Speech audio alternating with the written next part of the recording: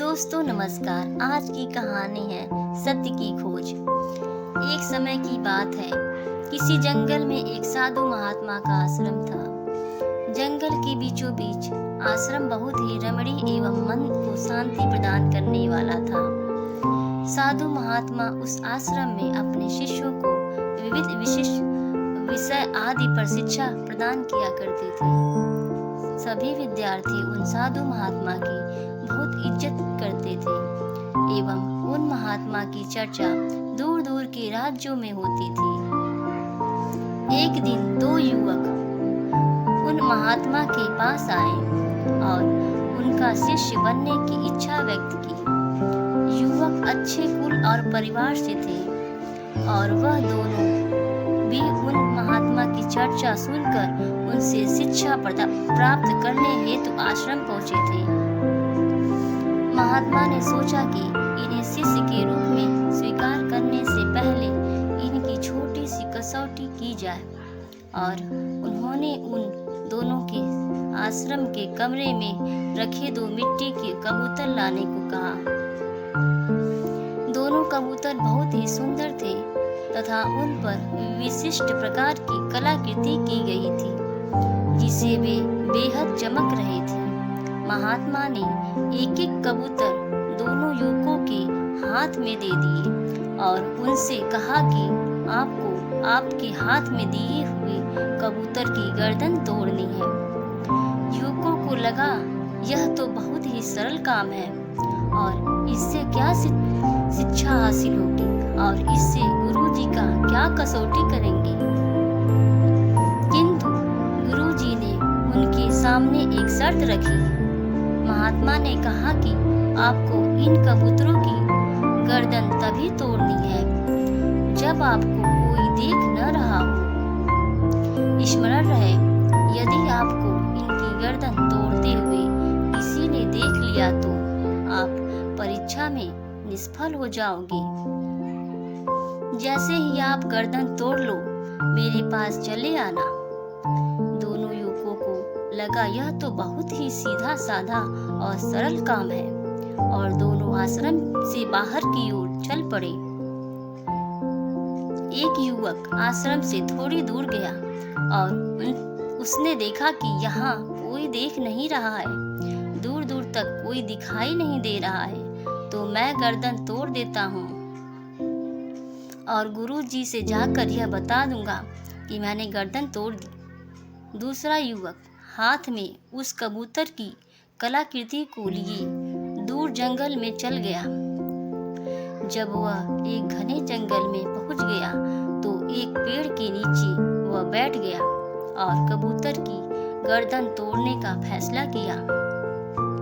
किंतु जैसे ही वह गर्दन तोड़ने लगा, उसकी नजर उस पेड़ पर बैठी एक पक्षी पर पड़ी तो उसने सोचा कि यह अगर मैं यहाँ गर्दन तोड़ दूंगा तो यह पक्षी मुझे देख रहा है, मुझे कोई और तरीका अपनाना होगा। कुछ विचार करने के बाद वह युवक पास की झाड़ियों में जाकर छुप गया। उसे लगा कि इन झाड़ियों में मुझे कोई नहीं देखेगा और मैं गुरुजी का दिया हुआ काम पूरा कर पाऊंगा। किंतु उसने देखा कि झाड़ियों में छोटे छोटे कीट पतंगे और मक्खियां थी, तो वह भी तो उसे देख रही हैं। यह सोचकर वह झाड़ियों में भी कबूतर की गर्दन नहीं तोड़ पाया। कुछ समय विचार करने के पश्चात उसे एक उपाय सूझा। उसने एक गड्ढा खोदा और उस गड्ढे में बैठ गया। अब उसे लगा कि मुझे कोई नहीं देख रहा है, तो उसने उस कबूतर की कलाकृति की गर्दन तोड़ने का फैसला लिया। किंतु उसे एक विचार आया कि अगर मैं इस कलाकृति की गर्दन तोड़ दूंगा तो इस कलाकृति में जो आंखें बनी हैं वह मुझे देख रही हैं।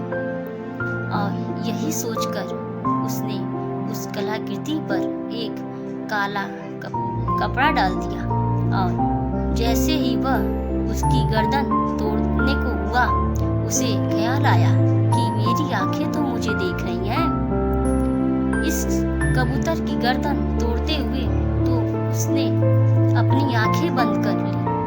अब युवक को न ही कलाकृति की आंखें देख रही हैं, न ही उसकी खुद की आंखें उसे देख रही हैं। और वह जैसे ही गर्दन तोड़ने को हुआ, मानो उसके अंदर से आवाज आई, अरे मैं तो देख रहा हूँ। और वह आवाज उसके हृदय की थी, मैं तो देख रहा हूँ। अब वह युवक पूर्णतः समझ गया कि गुरु जी की कसौटी किस शिक्षा की ओर इशारा कर रही है। वह युवक उस कबूतर की कलाकृति को लेकर गुरु जी के पास पहुंचा और उसने कहा, क्षमा कीजिए गुरु जी, मैं आपकी दी हुई कसौटी पूर्ण नहीं कर पाया, क्योंकि हर समय कोई न कोई मुझे देख रही है।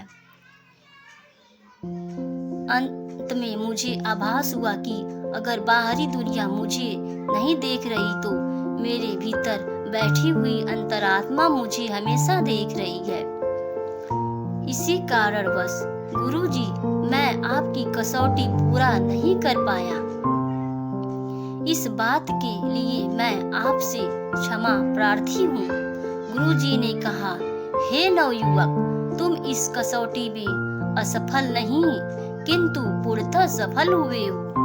और यही शिक्षा इस कसौटी के माध्यम से मैं आप दोनों को देना चाहता था।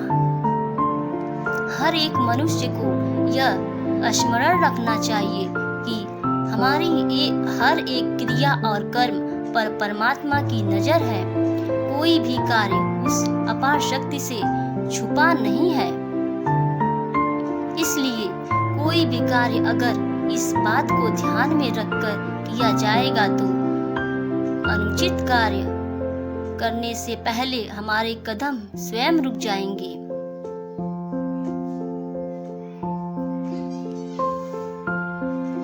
दोस्तों, निष्कर्ष यह निकलता है कि इस कहानी से हमें यह सीखने को मिलता है कि हमारे कर्मों में सफलता के लिए हमें अपनी क्रियाओं को ईश्वर की दृष्टि में रखना चाहिए। गुरु कृपा और आत्मा के साथ संवाद के माध्यम से हमें यह याद दिलाया जाता है कि सफलता वहाँ होती है जहाँ हम अपनी क्रियाओं को नीति, ध्यान और सावधानी से करते हैं। धन्यवाद दोस्तों। अगर वीडियो पसंद आई हो तो लाइक, शेयर और सब्सक्राइब करें।